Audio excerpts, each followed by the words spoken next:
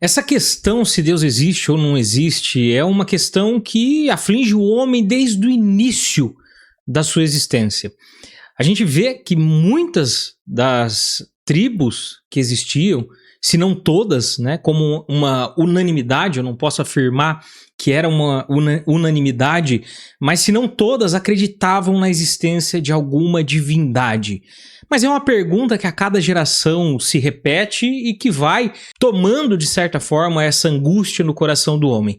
Nesse vídeo eu não pretendo tentar coagir ninguém e nem converter ninguém, mas eu pretendo simplesmente passar o porquê eu, pessoalmente, acredito que Deus existe. Se você não me conhece, eu sou o Vinícius Sossai, eu sou médico, pós-graduado em psiquiatria, em terapia cognitivo-comportamental, sou um estudante da doutrina de Santo Tomás de Aquino, na sua filosofia, na sua psicologia, católico, mas aqui não se trata do Deus cristão, tá? Eu quero falar os motivos porque eu acredito que Deus existe, que há uma divindade em vez de não haver. Então eu não quero direcionar esse vídeo aqui a divindade do Deus cristão. Quem sabe um dia a gente chega lá, mas não é o objetivo desse vídeo. A primeira coisa que a gente tem que pensar quando nós falamos sobre a existência de Deus é que nós devemos buscar a ferramenta correta para essa compreensão. Então, a primeira coisa é que instrumentos materiais não podem provar o imaterial. Instrumentos científicos, observação científica, não pode atingir aquilo que não é visível, não podem atingir aquilo que é intangível, não podem atingir aquilo que não se palpa, que não se corta, que não se coloca no microscópio ou que não se vê voando por aí. Então nós temos que entender qual é a ferramenta correta para esse tipo de investigação. Já fica definido que nós não podemos utilizar de meios materiais para buscar conhecer algo que é imaterial. Quais são os meios imateriais que o homem tem para buscar aquilo que é imaterial? O que o homem tem de mais superior, que é imaterial, é a própria inteligência. É o intelecto. Apesar de hoje parecer que isso é curto em grande parte das pessoas, isso é uma realidade para todos os homens. Quando eu digo homem, eu digo o gênero humano, né? Generalizando. Então é através do nosso intelecto que nós vamos buscar essas coisas superiores. Nós não conseguimos cortar Deus, nós não conseguimos observar Deus por um telescópio, mas nós conseguimos, por meio da abstração, conhecer, ou pelo menos chegar ao ponto de compreender que existe um Deus ou não. É verdade, eu nasci em berço católico, eu fiz catequese, eu sempre acreditei na existência de Deus. Mas chegou em um certo momento da minha vida adulta em que eu comecei a passar por coisas. Eu perdi o meu pai, minha família se desestabilizou, eu vivi longe dos meus pais por um bom tempo. Com 13 anos de idade eu saí de casa para estudar e nunca mais voltei, né? Só voltei a morar perto, mas nunca mais com eles. Tive amizades, tive uma vivência de mundo. Então essas coisas, de certa forma, vão nos afastando dessa paixão inicial. Quando nós ficamos mais velhos, aquela história, né, Jesus é nosso amigo, Deus é nosso papai, que está lá no céu, já não cola mais. Quando nós ficamos mais velhos, que nós crescemos em ciência, nós precisamos também crescer em sabedoria para conseguir manter isso que nós trazemos conosco. E isso foi um grande impasse na minha vida, porque eu falava, nossa, mas isso aí tá me parecendo uma conversa fiada, né? Será que existe mais do que isso ou é só essa superficialidade, essa historinha? E aí, então, como pessoa intelectualmente honesta, eu fui atrás de saber se havia algo mais ou se era só aquilo ali, só aquela superficialidade. E ao longo da minha vida, eu tive várias escolhas, eu fiz medicina, me encaminhei para o lado da psiquiatria, que querendo ou não, acaba também tratando da parte mais imaterial, mais intangível do homem. E essa investigação me levou, então, à filosofia. E foi a filosofia que me trouxe algumas respostas para essas dúvidas ali que ficavam amargurando o meu coração. Então eu entendi a primeira parte que eu falei aqui para vocês, que a gente não chega a algo imaterial através de algo material, mas sim através de algo imaterial também, e a parte imaterial do homem é o intelecto. Então, o que ordena o nosso intelecto, o que nos faz pensar melhor, o que nos permite racionalizar, raciocinar com mais facilidade, com ordem, sem erro, é a matéria da lógica. Então foi através da lógica que eu encontrei as respostas para aquilo que eu estava buscando, que era saber se de fato Deus existia ou não. E mais uma vez, não estou falando aqui nesse momento do Deus cristão, do Deus único, do Deus trino, mas sim da existência da divindade. E foi nesse caminho que eu me deparei primeiro com as 5 vias de Santo Tomás de Aquino. Esse vídeo não é único, tá? Ele vai se dividir em talvez 2 ou 3 vídeos, onde eu vou passar alguns outros porquês do porquê eu pessoalmente acredito que Deus existe. Mas nesse em especial eu vou trazer para vocês as 5 vias que foram um convencimento inicial para eu acreditar na existência de algo em vez de nada, na existência de uma divindade em vez de divindade alguma e o mero acaso da confusão cósmica para gerar alguma coisa. Para que um argumento seja bom, ele precisa ter termos claros, então a gente precisa entender o que está sendo dito, ele precisa ter proposições que sejam verdadeiras, então eu não posso partir de uma mentira para chegar numa conclusão que seja verdadeira, que senão eu vou estar cometendo um erro gravíssimo, e o raciocínio tem que ser lógico, ou seja, a minha conclusão tem que partir das minhas proposições. Eu não posso simplesmente falar qualquer coisa e chegar na conclusão da minha cabeça, né? Então eu preciso partir de algum lugar para chegar em algum outro lugar. E é isso que Santo Tomás de Aquino faz. Então ele utiliza 5 demonstrações na Suma Teológica, e ele tem outras que eu não vou falar aqui agora, que são esses tipos de raciocínios. A primeira via ele chama de via do movimento ou do motor imóvel. Bom, então a primeira coisa que a gente observa nesse argumento é que as coisas têm movimento. Então a Terra se move, o Sol se move, os astros se movem, né? As coisas sobre a Terra se movem, o vento se move, o mar se move, então as coisas se movem, tá certo? A primeira coisa é a gente entender alguma coisa que é auto-evidente. Então, que existe movimento nas coisas é auto-evidente. Qualquer um pode ver, qualquer um pode sentir. Só que a gente sabe hoje, principalmente pela lei da inércia, que uma coisa só se move se for movida por outra. Então, um corpo em repouso em movimento retilíneo, ele vai permanecer assim a menos que algo exerça uma força externa sobre ele. Então, a primeira coisa é perceber: as coisas se movem. E tudo que se move, então, é movida por alguma outra coisa. Então, se as coisas se movem e que tudo que é movido precisa ter a força de outra agindo sobre ela, nós podemos chegar num ponto em que nós identificamos que deve existir um primeiro motor que seja imóvel, que deu o start, que iniciou algum movimento. Porque sem o início de movimento, não existiria movimento retilíneo uniforme, sem o movimento não existiria a primeira causa das coisas. As coisas não teriam uma sequência de movimento. Então, tudo que é movido por algo. Eu observo que existem coisas que se movem.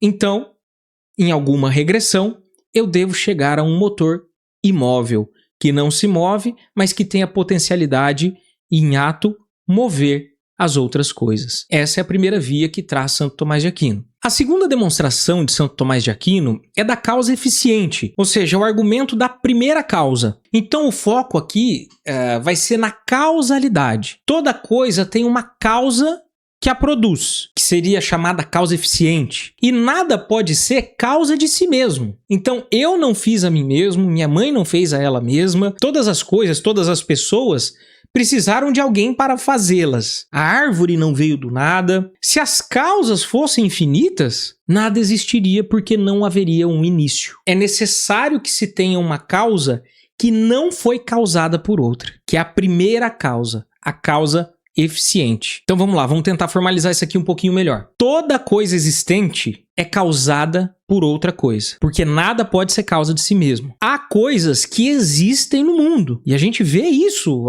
ao nosso redor. Portanto, deve haver uma causa primeira, não causada, que é causadora das demais. E a essa causa primeira, essa causa eficiente, nós damos o nome de Deus. E é engraçado porque ele propôs esses argumentos há mais de... em 1300 por aí, então hoje a gente está aí com praticamente 700, 800 anos da proposição dessas questões, desses argumentos, e as leis da física, da química, as leis em geral das ciências, elas corroboram com essas causas. Porque na ciência a gente tem o princípio da causalidade, que a gente assume que todo efeito tem uma causa. Então na física, né, a física tem a questão da probabilística ou a determinística. Então não tem um fenômeno que a gente observa que não tenha uma causa identificável. Isso corrobora com essa demonstração da causa eficiente de Santo Tomás. Na terceira via de Santo Tomás, né, para demonstração da existência de Deus, é o argumento da contingência, do ser necessário. Esse argumento fala pra gente que a maior parte das coisas são contingentes, ou seja, elas nascem e morrem.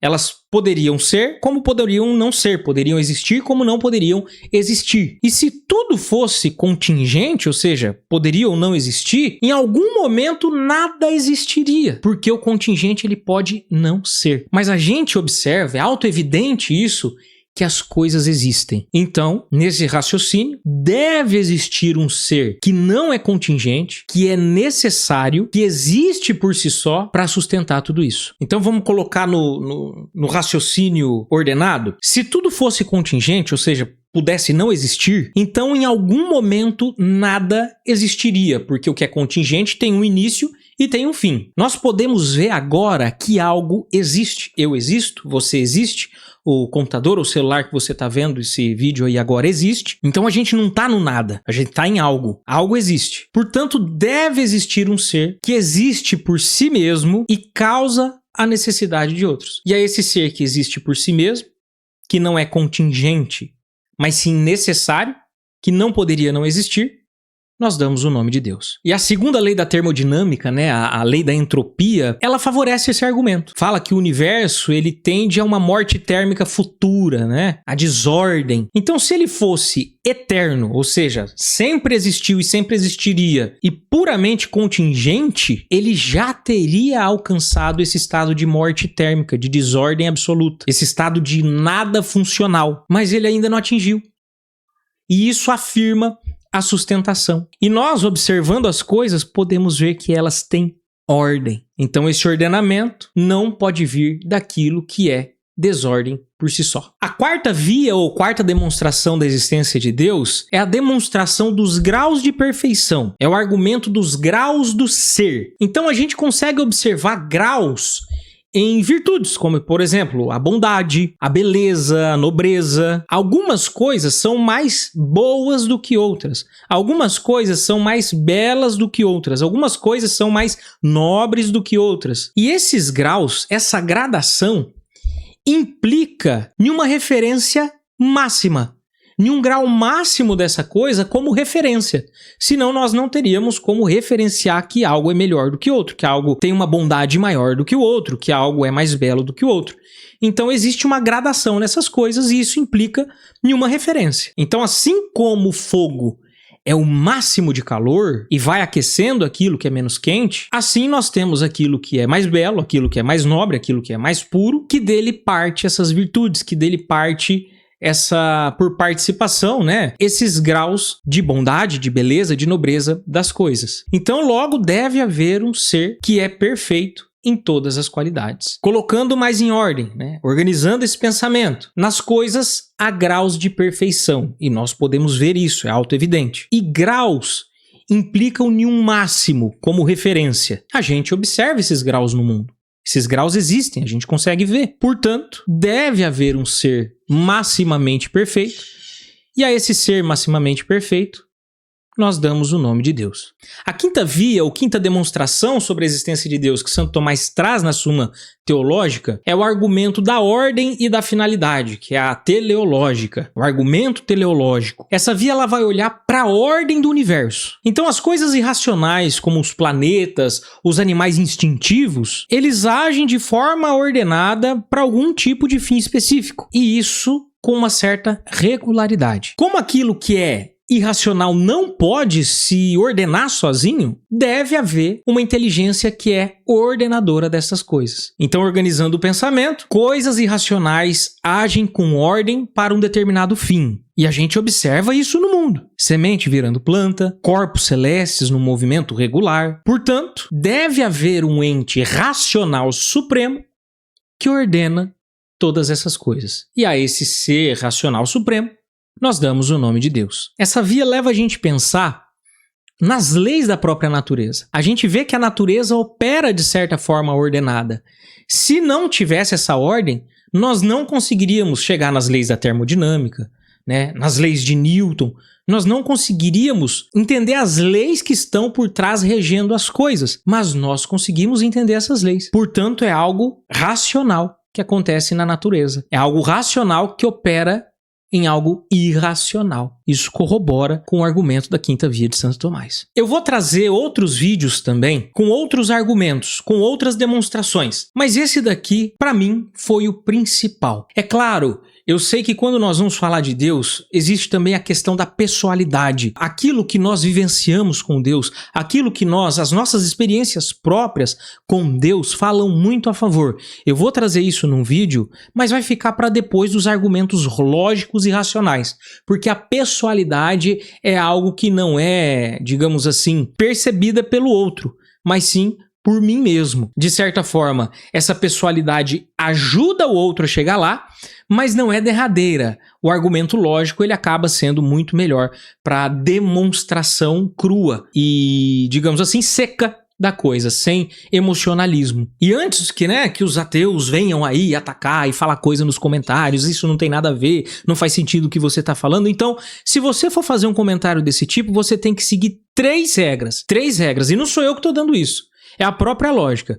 Você tem que falar que os meus termos não estão claros, que você não está entendendo o que eu estou falando. Você tem que dizer que as minhas proposições são falsas, apontar a falsidade da proposição, ou seja, no que elas estão erradas.